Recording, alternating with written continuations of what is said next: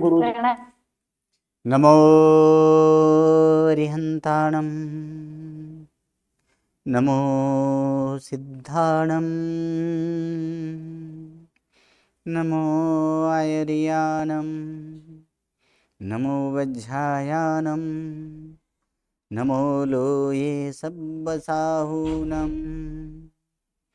येषो पञ्चनमुक्कारो सब्बपापप्रणाशनो मंगलानं च सब्वेसिं पढमं हवै मंगलम् अज्ञानतिमिरन्धानां ज्ञानाञ्जनशलाकया नेत्रम् उन्मीलितं येन तस्मै श्रीगुरवे नमः। परम पूज्य पूज्यपाद कलिकाल सर्वज्ञ हेमचंद्र सुरेश्वर जी महाराजा द्वारा विरचित सिद्ध हेम शब्दानुशासन नामक व्याकरण ग्रंथ और इसी व्याकरण ग्रंथ से उद्धरित पंडित वर्य शिवलाल जी द्वारा रचित हेम संस्कृत प्रवेशिका प्रथमा, मध्यमा और उत्तमा ऐसे 3 विभागों से विभाजित हेम संस्कृत प्रवेशिका और इसी हेम संस्कृत प्रवेशिका प्रथमा और प्रथमा के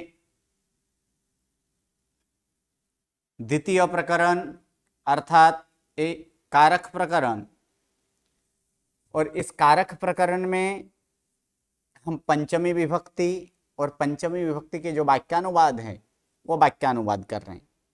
कुछ वाक्यानुवाद लास्ट क्लास में हम लोग देखे थे। अब आगे के वाक्यानुवाद कहाँ से बाकी है? वाक्यानुवाद में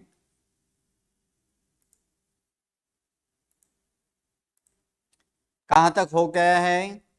वो संधि विच्छेद चालू है। गुजराती वाला करना है ना, गुजराती वाला करना है। हिंदी अनुवाद करना। ओके ओके ओके, मतलब ये हिंदी अनुवाद यहाँ पर करना है कि हिंदी अनुवाद। चलिए, प्रथम वाक्य यहाँ पर क्या है कि बालः प्रासादात् पतति। बालः प्रासादात् पतति, तो ये बालः प्रासादात् पतति। चलिए एक एक करके आज यहाँ पर पूछ लेते हैं। A1, A2, A3, A4, A5, A6, बाकी सारे म्यूट कर दीजिए। A8, A7, A8, A9, प्रणाम गुरुजी। हाँ जी, A8 बोलिए। बालः प्रासादात् पतति।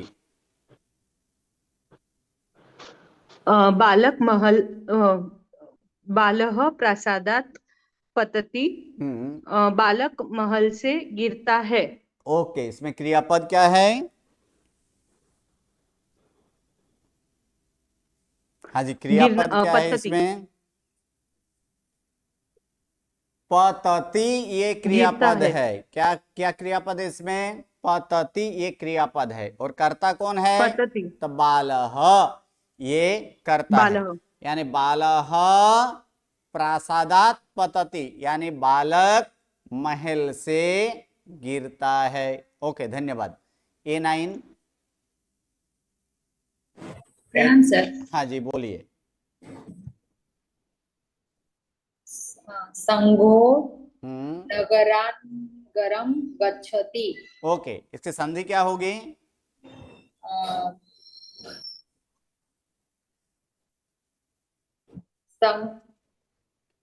बोलिए संधि, इसका संधि विच्छेद की बोलिए। संधि विच्छेद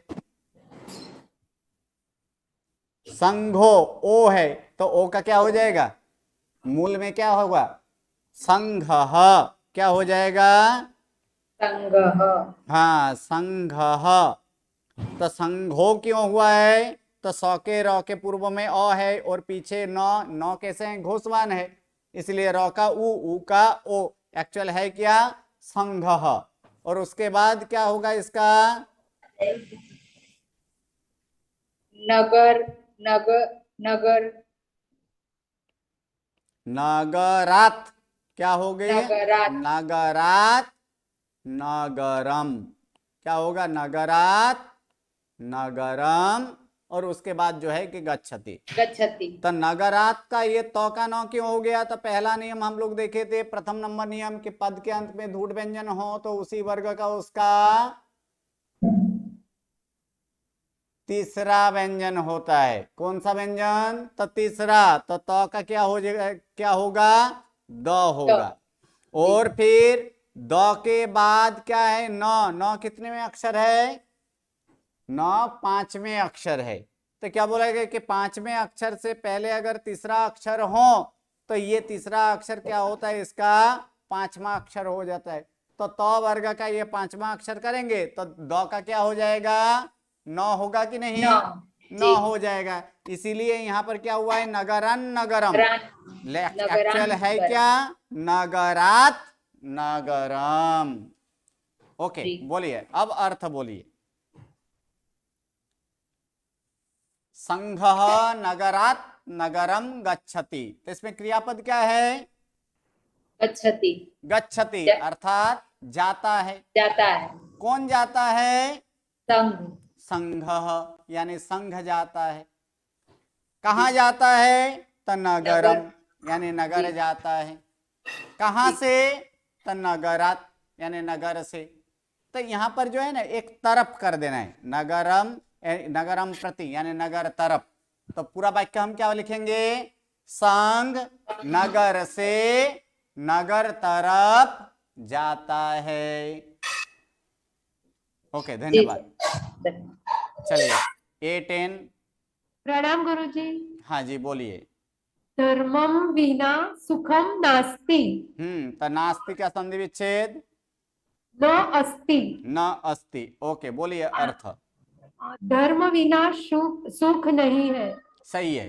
अस्ति का मतलब है और न अस्ति अर्थात नहीं है। क्या नहीं है? तो सुखम न अस्ति यानी सुख नहीं है। किसके बिना? तो धर्म के बिना, अर्थात धर्म के बिना सुख नहीं है। नहीं है। ओके, चलिए A11। प्रणाम गुरुजी। हाँ, इसमें थोड़ा सा यहाँ पर चेंज करना है। इसमें जो तमात जो है ना, ये तमात नहीं करना है, तस्मात। ये क्या करना है? ये एक 100 आधा 100 इसमें जोड़ना है। यहाँ पर क्या करना है? आधा 100 इसमें जुड़ा जाएगा। हाँ, बोलिए अब संधि विच्छेद बोलिए। सह वानरः तस्मात् उद्यानात् धावति। हाँ, सही है। क्या होगा यहाँ पर? स वानरः क्या आ जाएगा? वानरः, और उसके बाद क्या आएगा? तस्मात्। ये तस्मात्, और फिर आगे क्या आएगा? उद्यानात्। उद्यानात्, और फिर क्या आएगा? धावती। धावती। तो यहाँ पर हम देखेंगे कि 100 वानरः, ये तो 100 तो है ही, तो 100 के साथ कुछ नहीं होगा, लेकिन वानरः और तस्मात्, तो यहाँ पर क्या हुआ है? एक दंत स हुआ है। क्यों? तो क्योंकि यहाँ पर क्या है कि पदांत र के बाद च या छ, ट या ठ, त या थ हो तो फिर क्या होता है? तालवश्य मूर्धन्य स और दंत स। यहाँ पर पीछे त है, इसीलिए क्या हुआ? ये दंत स हुआ है। ये दंत स हुआ है। उसके बाद तस्मात्, तो पद के अंत में धूट व्यंजन हो तो उसी वर्ग का उसका तीसरा व्यंजन यानी तो का क्या बन गया? द, और द के साथ उ जोड़ा गया यानी दू हुआ है। फिर उद्यानात, उद्यानात में भी तो है, तो का क्या होगा? द हुआ है, और द के साथ ये ध जुड़ा गया इसलिए ध इसके नीचे आ गए, इसलिए धावती ऐसे हुआ है। यानी पूरा वाक्य क्या हुआ? स वानरः तस्मात् उद्यानात् धावती। ओके, चलिए क्रियापद क्या है? धावती। धावती अर्थात दौड़ता है। दौड़ता है। ओके, कौन दौड़ता है? वानर बानर, हाँ, यानी बानर दौड़ता है। कौन सा बानर? तो उसका विशेषण है सबानर, वह यानी वह बानर, यानी वह बानर दौड़ता है। कहाँ? तो तस्मात् उद्यानात्, तेना कहाँ दौड़ता है? तो उद्यानात्, यानी उद्यान उसका से। कौन से उद्यान से? तो तस्मात् उसके उद्यान उद्यानात्, यानी उस उद्यान से। तो संपूर्ण वाक्य हाँ क्या हुआ? वह वह बानर वानर उस उस उद्यान उद्यान से से दौड़ते हैं। दौड़ता है। ओके, धन्यवाद। A12,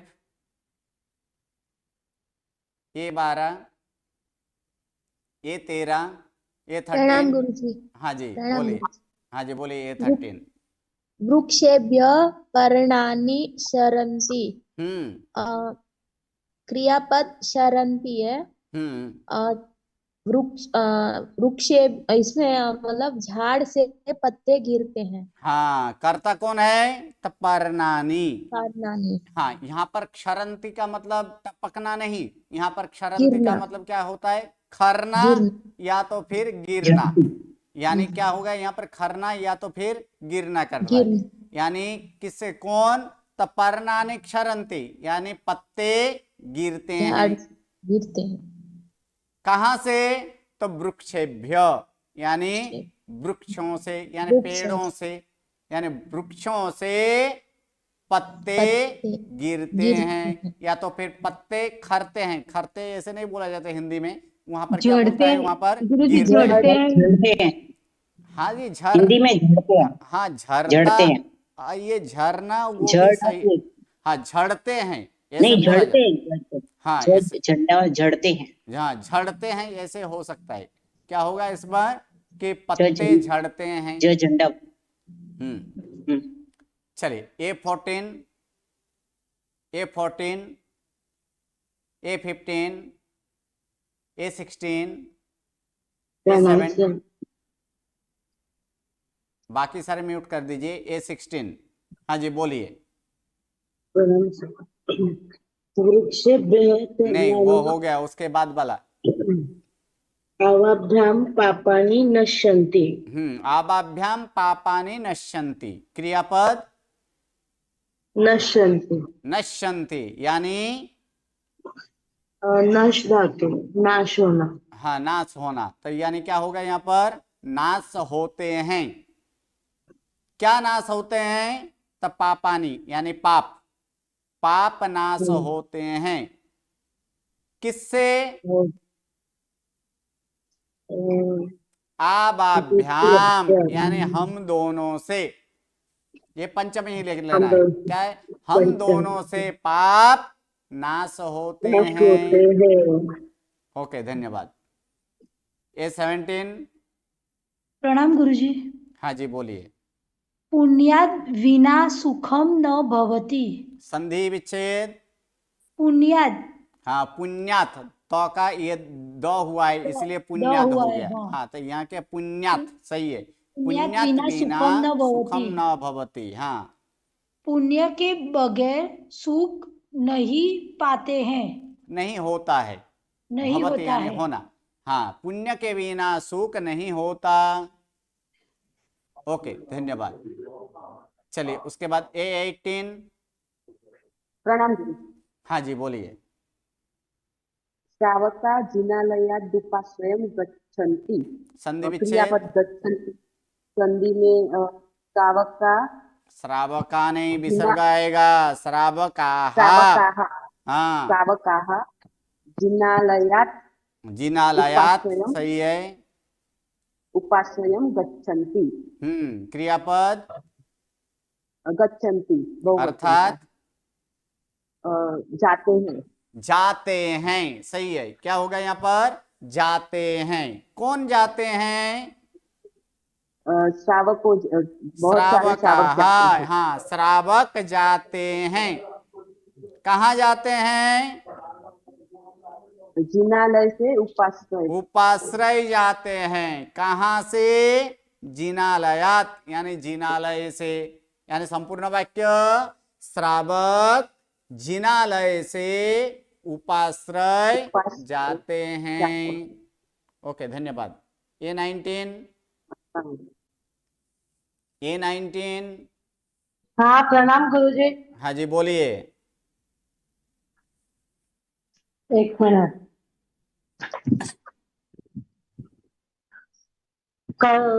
कारणाद् कार्य न भवन्ति। संधि विच्छेद।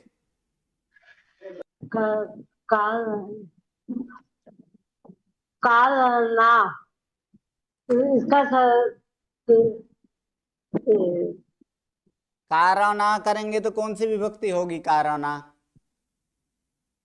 नहीं सर ये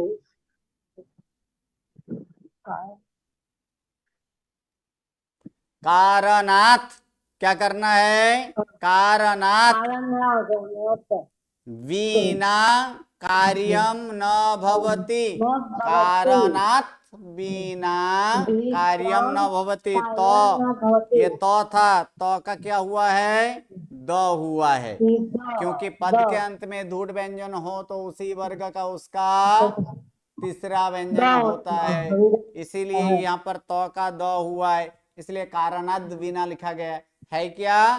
कारणात् वीना कार्यम न भवति। बोलिए, अर्थ बोलिए। इसमें क्रियावाचक है भगवती। भगवती का अर्थ होगा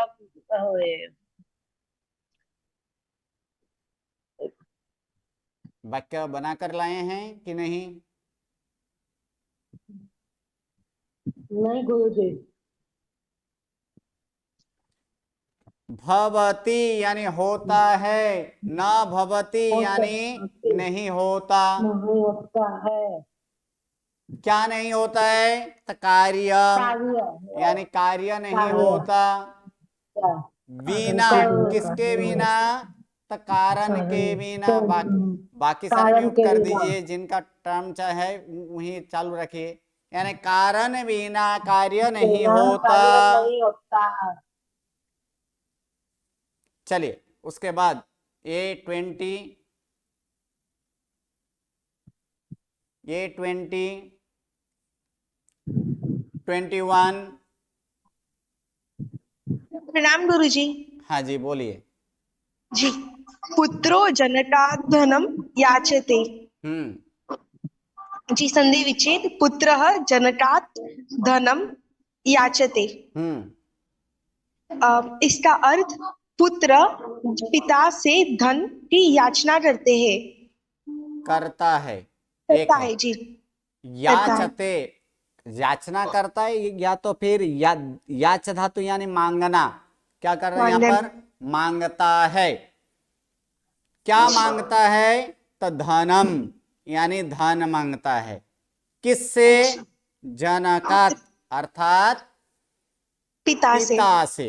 कौन मांगता है? पुत्र। यानी पुत्र पिता से धन मांगता है। ओके, धन्यवाद। 22,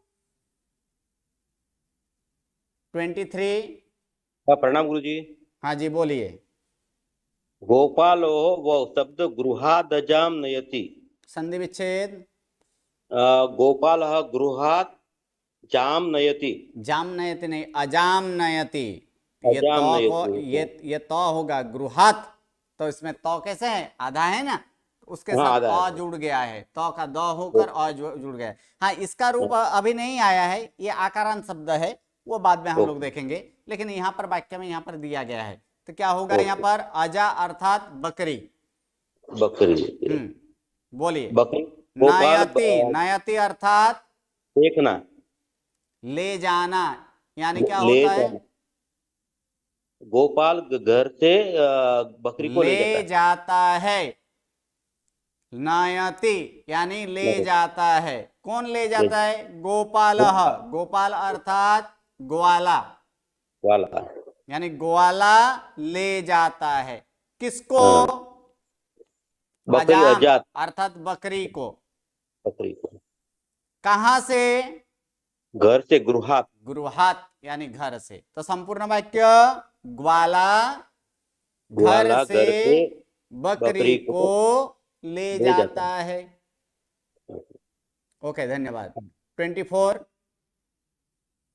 24, 25। जी गुरुजी, प्रणाम गुरुजी। हाँ जी। नृपात विना राज्यम न राजते। संधि विच्छेद। नृपात विना राज्यम न राजते,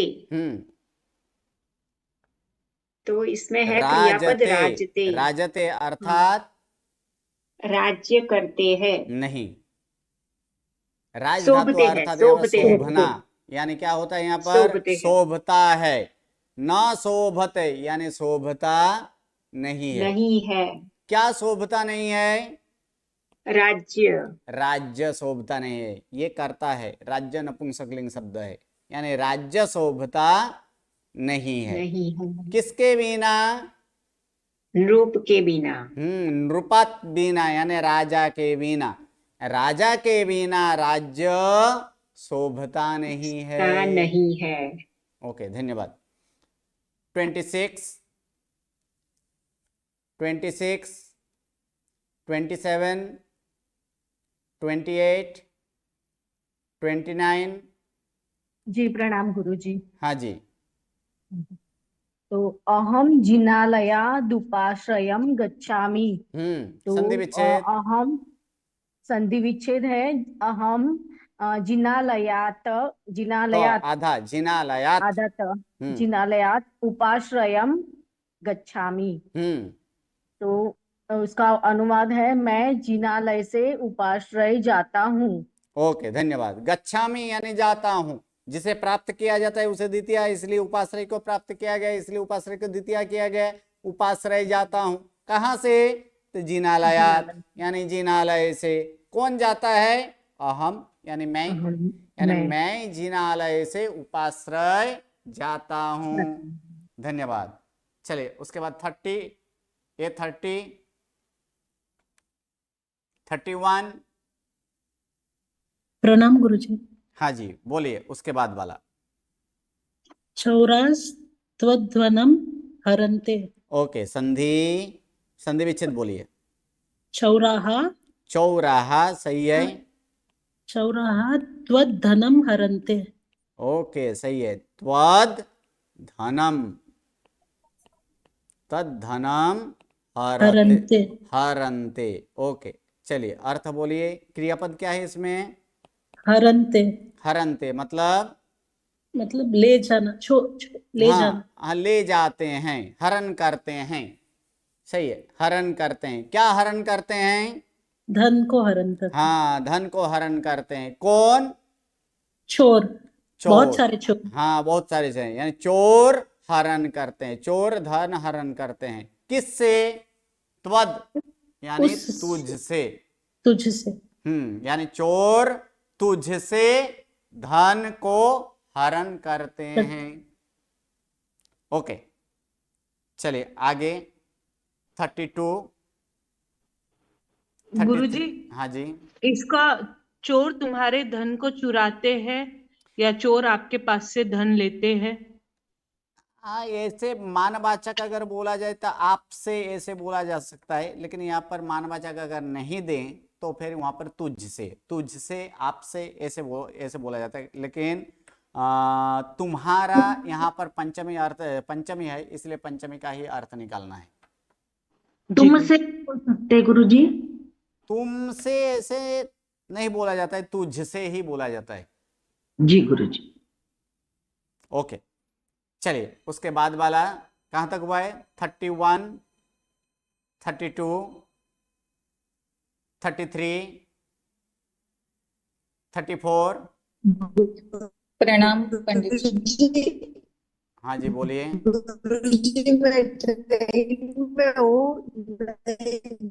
आवाज नहीं आ रही है, आपके नेटवर्क प्रॉब्लम है, चेक करके आइए। 33 वाला। 34 बोलिए। प्रणाम पंडित जी। कमलात विना कासारो न शोभते। संधि विच्छेद। क्रियापद संधि विच्छेद पहले। शोभते। कमलात विना कासारो न शोभते। नहीं, कासारो का भी संधि विच्छेद कीजिए। कासारह, क्या करना है? कासारह, सौ के र के पूर्व में अ, पीछे घोषवान, इसलिए र का उ का ओ हो तो जाता इसका है। मूल रूप में ही जब संधि विच्छेद करनी है तो उसका मूल रूप में ही प्रयोग करना है। तो कासारो कोई ऐसे मूल रूप तो है नहीं, क्या है? जी, कासारह, कासारह। बालह। उसी प्रकार यहाँ पर क्या है? कासारह, तो क्या होगा? कमलात बिना कासारह न न शोभते। शोभते। क्रियापद क्या है? शोभते, शोभते अर्थात शोभना। शुभ धातु का शोभना होता है, तो यहाँ पर क्या होगा? शोभता कमल है, न जी शोभते, यानी शोभता नहीं है, नहीं है। या तो शोभता नहीं, यानी शोभता नहीं है। कौन शोभता नहीं है?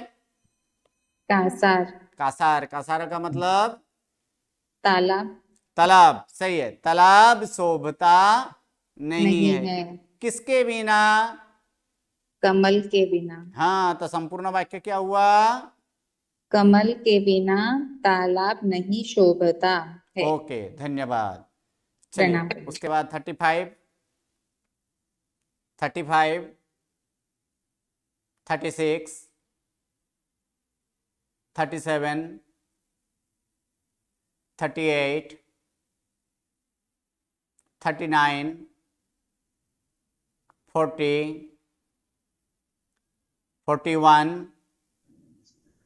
प्रणाम गुरुजी। हाँ जी, बोलिए।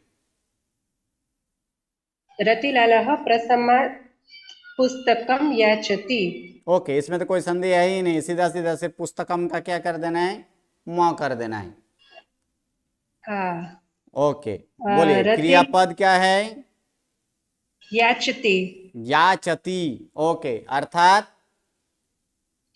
मांगते हैं। मांगते नहीं, एक ही है, याचती है, एक वचन है, यानी मांगता है। मांगता है। मांगता है, कौन रतिलाल, हाँ, कौन मांगता है? रतिलाल रतिलाल मांगता है। क्या मांगता है रतिलाल? पुस्तकम। पुस्तकम अर्थात कितने पुस्तक? बहुत सारे। बहुत नहीं, सारे। नहीं, एक ही पुस्तक। एक ही है, पुस्तकम एक वचन है, यानी पुस्तक मांगता है। किससे? प्रशम से। प्रशम से। तो संपूर्ण वाक्य क्या हुआ? रतिलाल प्रशम से पुस्तक मांगता है। ओके, धन्यवाद। चलिए, इस प्रकार यहाँ पर पंचमी विभक्ति यहाँ पर पूर्ण होता है। हाँ, बोलिए। A25 क्या प्रश्न है? ગુરુજી, આપણે બહી શબ્દના યોગમાં પણ પંચમી થાય ને, એટલે તમે ગઈકાલે બહીના યોગમાં પંચમી કરી હતી ને? नहीं, पंचमी बिना अर्थ में, बिना अर्थ में, वो तो वहां पर तो अव्यय है, नगरात वही, हाँ होता है वहां पर पंचमी है, वो नियम है, लेकिन यहाँ पर वो तो उदाहरण के लिए बताया गया है कि इस प्रकार के कोई काल्पनिक हो, काल्पनिक अपादान को दिखाने के लिए वो उदाहरण दिया गया है, वो यहाँ पर नहीं लाना है। वो यहाँ पर नहीं लाना है हमारा नियम। जी गुरुजी। अभी अभी के लिए नहीं लाना है। जी गुरुजी, धन्यवाद। ओके, क्योंकि ये से तो बहुत सारे हैं, लेकिन बहुत सारे एक साथ अगर एक साथ में दिया जाए तो फिर खिचड़ी और साथ साथ में क्या लगेगा? थोड़ा सा हार्ड लगेगा। अरे इतना भी है, इतना भी है, इतना भी, और बृहत हो जाएगा। जब प्रसंग आएगा तब उसको भी देखा जाएगा। जी गुरुजी। ओके, चलिए, अब यहाँ पर पंचमी विभक्ति पूर्ण हो चुका है। अब आता है षष्ठी विभक्ति। प्रथमा विभक्ति किसे? कर्ता को। कर्ता को। द्वितीय विभक्ति कर्म को। तृतीया विभक्ति करण को। चतुर्थी विभक्ति संप्रदान को। पंचमी विभक्ति अपादान को। सही है। अब तक यहाँ पर पांच विभक्ति जो देखे, इसका सीधा संबंध किसके साथ था? क्रियापद के साथ। इसका सीधा संबंध क्रियापद से होता था, क्योंकि प्रथमा कर्ता अर्थात क्रिया को करने वाला जो है वो क्या है? कर्ता। और ये क्रिया जैसे कि कौन करता है, तो कौन से पूछा जाए तो वहां पर क्या आता है, वो करता आएगा। क्या करता है, किससे प्रश्न पूछते थे, क्या, यानी किससे, तो क्रियापद से। क्रियापद से ही प्रश्न पूछा जाता था कि कौन करता है, क्या करता है, किसके द्वारा करता है, किसके लिए करता है, किससे अलग होता है, ये सारे क्या होता था, वो क्रियापद से डायरेक्ट संबंध था। लेकिन अभी जो आने वाला जो विभक्ति है, यानी पंचमी विभक्ति के बाद कौन सा विभक्ति आएगा, षष्ठी विभक्ति। तो षष्ठी विभक्ति अर्थात जिसका नाम है संबंधक। अब संबंधक जो है ये क्रियापद से कोई संबंध है ही नहीं, इसलिए वास्तव में कारक 7 नहीं है। कितने हैं, 5 6 हैं। कितने हैं, 6 हैं। एक्चुअल कारक शब्द का अर्थ क्या है, कारक। तो इसमें जो है कारक, तो कारक अर्थात क्रू धातु, क्रू धातु अर्थात क्रिया।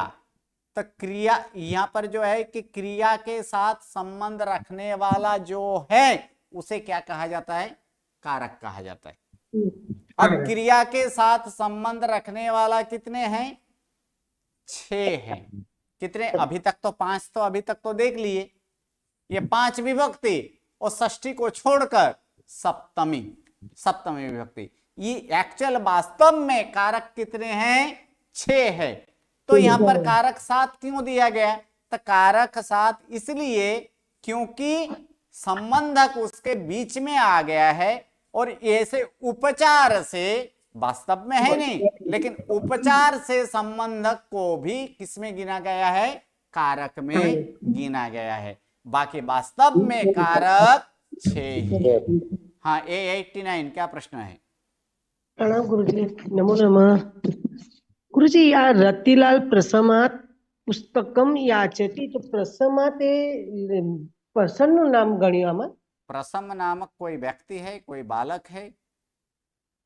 अच्छा, ऐसे प्रसम का संस्कृत मीनिंग भी दूसरा कुछ होता है ना गुरुजी? बहुत सारे होते हैं, सबका मीनिंग होता है। हमारे जितने सारे नाम है, जितने भी नाम है, वो सारे संस्कृत नाम से उद्भव है। दीपक किसी का नाम हो सकता है कि नहीं, तो दीपक का अर्थ होता है कि नहीं होता है, होता है। प्रदीप होता है कि नहीं होता है, होता है। लक्ष्मीदास होता है कि नहीं होता है, होता है। ये सारे ऐसे जितने भी इस दुनिया में जितने भी नाम है, सबके कुछ ना कुछ अर्थ निकलता ही है। यहाँ पर जो प्रसम शब्द है वो अकारांत नाम के अनुसार लिया गया। बाकी सारे म्यूट कर दीजिए, जिसका आवाज आ रहा है, बैकग्राउंड आ रहा है, प्रश्न हो उसी का अनम्यूट रखें। गुरुजी, पोष महीना ने संस्कृत में શું કહેવાય? किसका, पोष महीनो। पोष महीना उसे संस्कृत में कहा जाए, अगर देखा जाए तो बैसाख, ज्येष्ठ, आषाढ़, सावन, भाद्र, आश्विन, कार्तिक, अगहन, पौष, पौष ही बोला जाता है। दूसरा कुछ नाम है?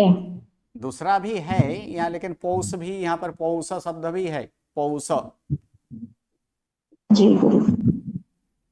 दूसरा गुरुजी, पेज नंबर 91 पे मैंने आगे जरा किया तो षष्ठी विभक्ति संबंध के बदले अपादान लिखा है, तो शायद वो प्रिंटिंग मिस्टेक है। प्रिंटिंग मिस्टेक होगा। अभी जहां तक चल रहा है वो जब आएगा तब देखा जाएगा। अच्छा अच्छा अच्छा गुरुजी, प्रणाम गुरुजी, नमो नमः। चलिए, अब हम बात कर रहे थे यहाँ पर षष्ठी विभक्ति, और षष्ठी विभक्ति जो है कि षष्ठी विभक्ति किसे, संबंधक को। और षष्ठी विभक्ति का रूप किस प्रकार है, क्योंकि नामपद बनाने के लिए क्या जरूरी है, कोई भी पद बनाना हो तो उसके लिए क्या जरूरी है, प्रत्यय। तो प्रत्यय कौन कौन से हैं तो वो देख लेते हैं। तो प्रत्यय सर्वप्रथम यहाँ पर देखा जाए, एक वचने क्या है, संबंधक एक वचने स्य, द्विवचने ओस, और बहुवचने नाम।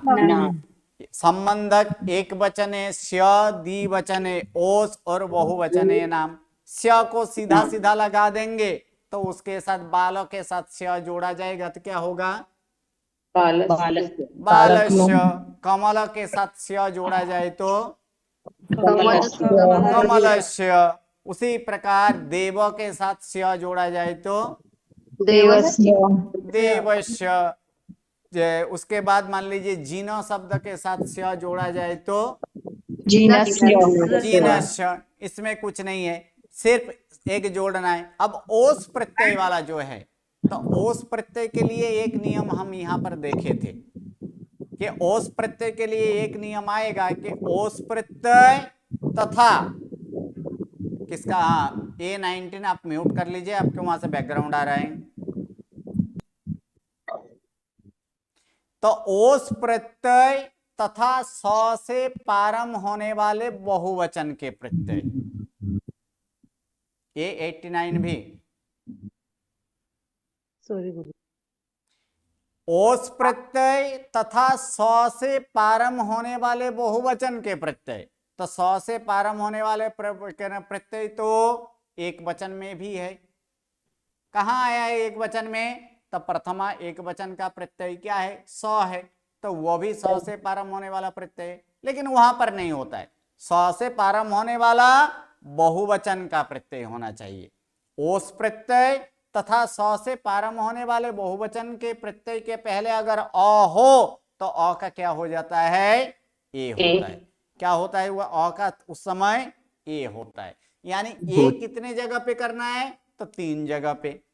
कहा कि षष्ठी सप्तमी द्विवचन का प्रत्यय क्या है? ओस है। षष्ठी सप्तमी द्विवचन का प्रत्यय ओस, तो इस षष्ठी सप्तमी द्विवचन में। और स से प्रारंभ होने वाला बहुवचन का प्रत्यय कौन सा है? द्वितीय बहुवचन। सप्तमी बहुवचन। अधिकरण बहुवचन में प्रत्यय क्या है? स से प्रारंभ होने वाले सु प्रत्यय जो है। तो ये सु प्रत्यय, ये स से प्रारंभ होने वाला बहुवचन का प्रत्यय। तो ऐसे 3 जगह जो है, इस 3 जगह पे अगर इस प्रत्यय के पहले अ हो तो अ का क्या हो जाता है? ए होता है। एक नियम यह आएगा। और ए के बाद कोई भी स्वर आए तो ए का क्या होता है? आय होता है। आय होता है। सही है। ए ओ के बाद कोई भी स्वर आए तो उसके स्थान पर क्रमानुसार आय, आई, औ तथा आओ होता है। तो ए के स्थान पर आय होता है, तो उस नियम से ए का क्या हो जाएगा? आय हो जाएगा। और आय के बाद ओस लगेगा तो फिर अयोस होगा। शकार र का विसर्ग यो हो जाएगा। तो वो एक है यहाँ पर। उसके बाद नाम। तो नाम प्रत्यय के पूर्व में अगर समान स्वर हो, समान स्वर कितने? 10 समान स्वर है। सही है। कितने समान स्वर है? तो 10। ये 10 में से अगर कोई भी हो तो उस समय उस समान स्वर का दीर्घ हो जाता है। अगर समान स्वर में 10 में दीर्घ, यानी 10 में दीर्घ कितने का दीर्घ होगा? 5 का ही दीर्घ होगा, क्योंकि ऑलरेडी 5 पहले से दीर्घ है ही, तो उनका दीर्घ करने की कोई जरूरत नहीं, वो ऑलरेडी है। लेकिन किसका दीर्घ होगा? जो 5 हो तो 5 में क्या क्या आएगा? अ, रसई, रसऊ, रसरु और रसरु। ये अगर हो तो उसका क्या होगा? दीर्घ होगा। अभी अकारांत देख रहे हैं, तो अकारांत में अ ये समान स्वर है कि नहीं? है। तो अ का दीर्घ क्या होगा? आ हो जाएगा। इसलिए बालो था, क्या होगा? बाला। और नाम बनेगा तो क्या हो जाएगा? बाला नाम। ये और कुछ नहीं है। तो यही देखेंगे यहाँ पर कि धातु सिवाय के शब्दों को नाम कहा जाता है बाल।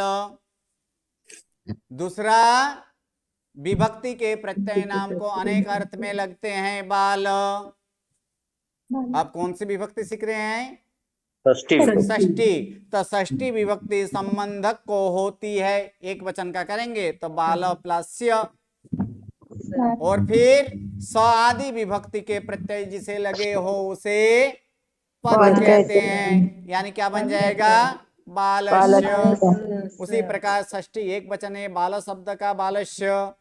कमल शब्द हो तो कमलस्य। देव शब्द हो तो देवस्य। जीना शब्द हो तो जीनस्य। धर्म शब्द हो तो धर्मस्य, नेत्र शब्द हो तो नेत्रस्य, कासार शब्द हो तो कासारस्य, तडाग शब्द हो तो तडागस्य, डिंभ शब्द हो तो डिंभस्य।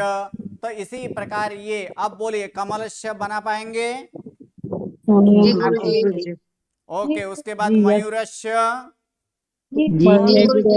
सुखस्य, जनकस्य, द्वारस्य, देवस्य, पर्णस्य, जीनस्य, नगरस्य, पुत्रस्य, ये सारे हैं। अब द्विवचन में, तो द्विवचन में पहले दूसरा, पहला और दूसरा नियम तो समान ही है, यानी कुछ इसमें फेरफार नहीं है। यानी अब बालयोः सिद्ध करना है, ये द्विवचन का रूप है। षष्ठी द्विवचन अर्थात संबंधक द्विवचन में बालयोः आता है।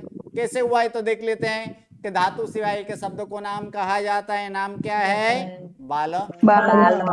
विभक्ति के प्रत्यय नाम को अनेक अर्थ में लगते हैं। बाल। तीसरा षष्ठी विभक्ति अपादान नहीं, ये गलत है। क्या होगा? बाल प्लस ओस। षष्ठी विभक्ति यहाँ पर अपादान लिखा गया, ये गलत है। इसकी जगह क्या होगा? संबंधक। हाँ, संबंधक को होती है, यानी बाल प्लस ओस प्रत्यय। क्या आएगा? बाल प्लस ओस। अभी अभी नियम हम बोले थे, आदि विभक्ति के प्रत्यय विभक्ति अपादान को लगती है। बैकग्राउंड आ रहा है, बैकग्राउंड किसका आ रहा है? कौन बातें कर रहे हैं?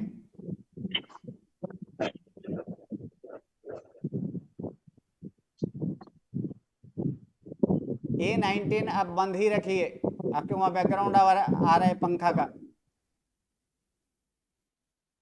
चलिए, अब यहां पर क्या? ओस प्रत्यय। तो ओस प्रत्यय तथा स से प्रारंभ होने वाले बहुवचन के प्रत्यय, तो इनमें से कौन सा प्रत्यय यहाँ पर है? तो ओस प्रत्यय। ओस प्रत्यय, स से प्रारंभ होने वाला बहुवचन का प्रत्यय वो सप्तमी में देखेंगे, लेकिन अभी तक के लिए कौन सा प्रत्यय है? ओस प्रत्यय है। तो ओस प्रत्यय से पहले क्या बोला गया? ओस प्रत्यय और स से प्रारंभ होने वाले बहुवचन के प्रत्यय ये सप्तमी में देखा जाएगा। प्रत्यय पर पूर्ववर्ती अ का ई होता है। तो ओस प्रत्यय के पूर्व में अगर अ हो तो अ का क्या हो जाता है? ए होता है। तो ओस के पहले अ है बाल। कहां पर अ है? ल में अ है, तो उसका क्या हो जाएगा? ए होगा। अर्थात क्या हुआ? बाले प्लस ओस। बाले प्लस ओस। अब ए के बाद स्वर आया है, तो ए का क्या होगा? आई होगा। और वही नियम, ए ओ के बाद कोई भी स्वर आए तो उसके स्थान पर क्रमानुसार आई, औ तथा आव होता है। तो यहाँ पर क्या होगा? ए के बाद स्वर आया इसलिए आई हुआ, यानी क्या बन जाएगा? बालय। क्या बनेगा यहाँ पर? बालय प्लस ओस। अब पद बना देंगे। स आदि विभक्ति के प्रत्यय जिसे लगे हो उसे पद कहते हैं। बालयोस, ये पद बन चुका है। बालयोस ये पद बना, और पद के बाद क्या करना है कि पद के अंत में स हो तो स का र होगा, तो फिर क्या होगा? बालयोस। और पद के अंत में रहे र के बाद विराम अथवा अघोष व्यंजन हो तो र का विसर्ग। तो क्या बन गया यहाँ पर? बालयोः। उसी प्रकार कमलयोः। जी गुरुजी। कमलयोः कैसे? तो धातु सिवाय के बाकी के शब्द को नाम कहा जाता है कमल। दूसरा, विभक्ति के प्रत्यय नाम को अनेक अर्थ में लगते हैं। तीसरा, षष्ठी विभक्ति अपादान को नहीं, संबंधक को होती है। तो क्या होगा कि कमल प्लस ओस। उसके बाद कि ओस तथा स से प्रारंभ होने वाले प्रत्यय के पहले होता है का ए होता है।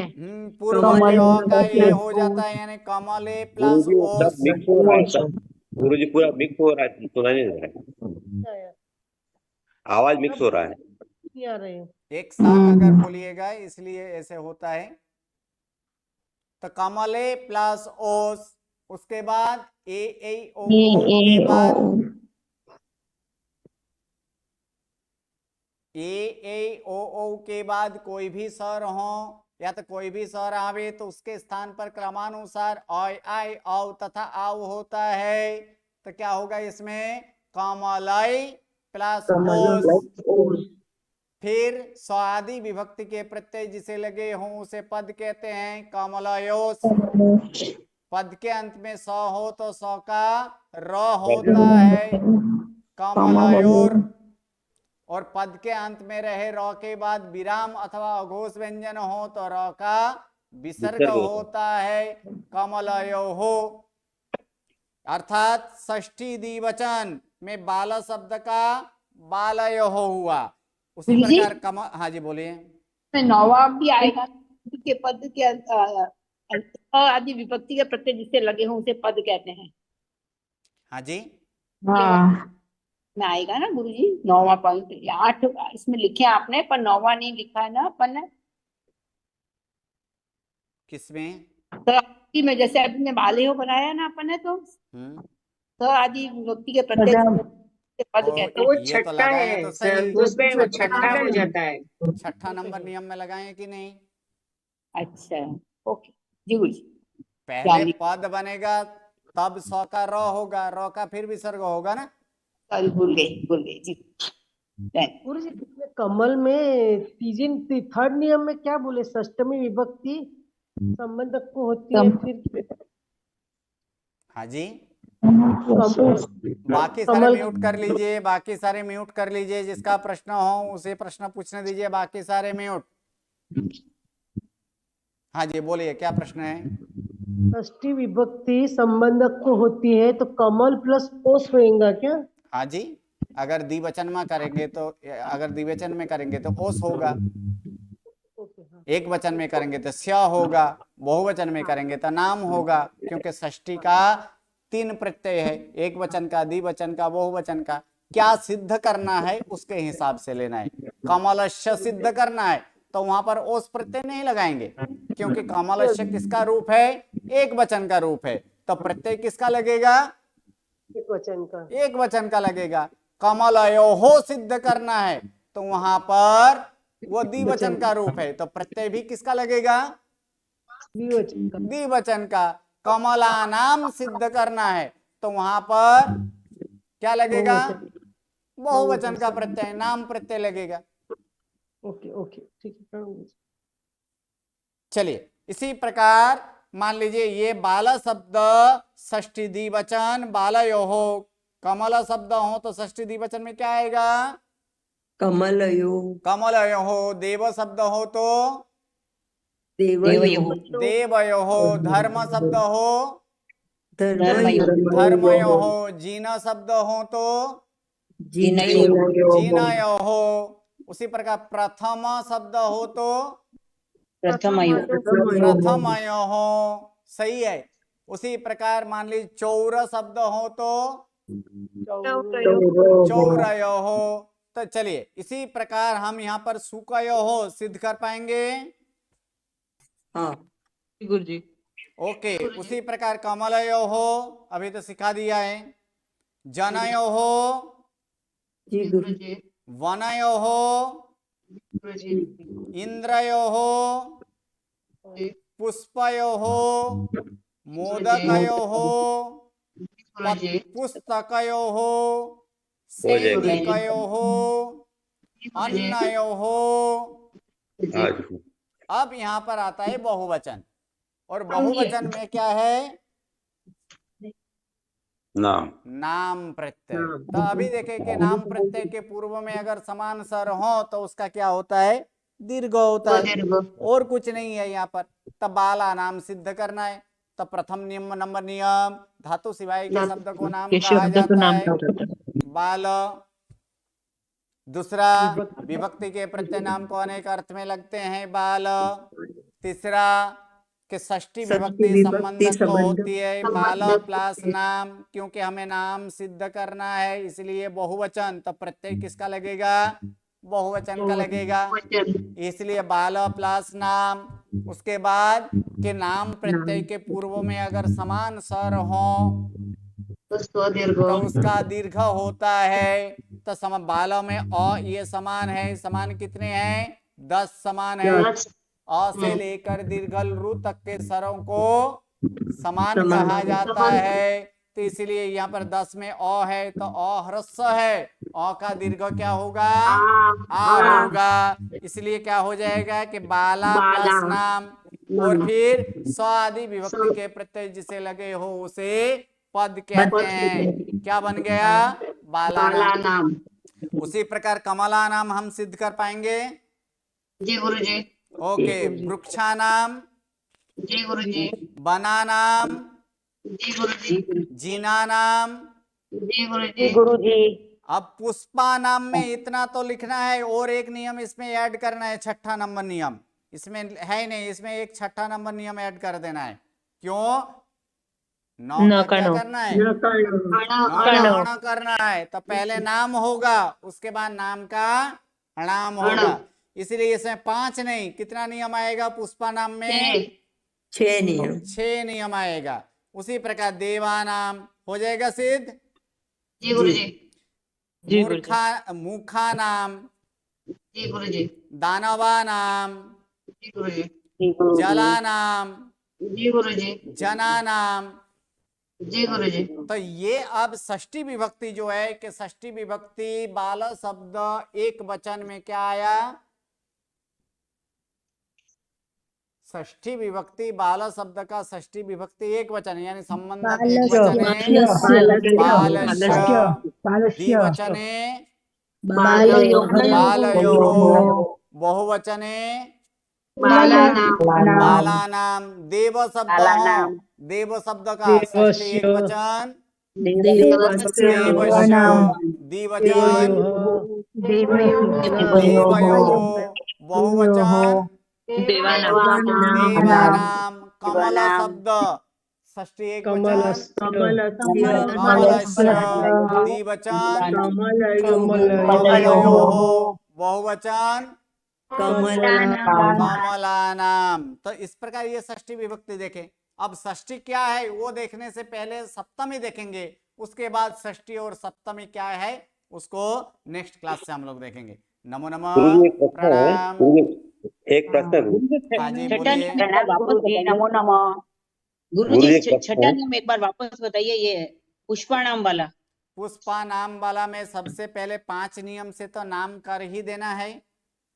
हाँ, उसके बाद गुरुजी? उसके बाद 6ठा नियम में कौन सा? 9 का अण करने वाला जो नियम है, एक ही पद में रहे हुए रस और रुवर्ण, रस रुवर्ण और 9 के बीच में ल च वर्ग ट वर्ग त वर्ग तालवश्य और दंत सिवाय के कोई भी अक्षर हो तो 9 का अण होता है। गुरुजी प्रश्न है। हाँ जी।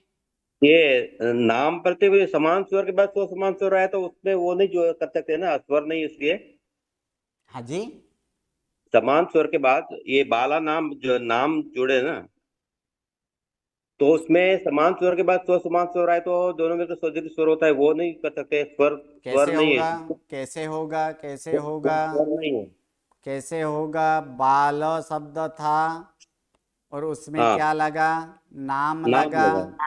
अब इसको बाला का चलिए बाला कर दिए। अब आप जो क्या बोल रहे कि समान स्वर के बाद सौ समान स्वर कहाँ से आया? ये अ है या तो आ है, उसके बाद क्या आता है? न आता है। तो न ये स्वर है कि व्यंजन है? व्यंजन। तो फिर कहाँ से ये नियम लगेगा? हाँ ओके चलिए। नमो नमः, प्रणाम।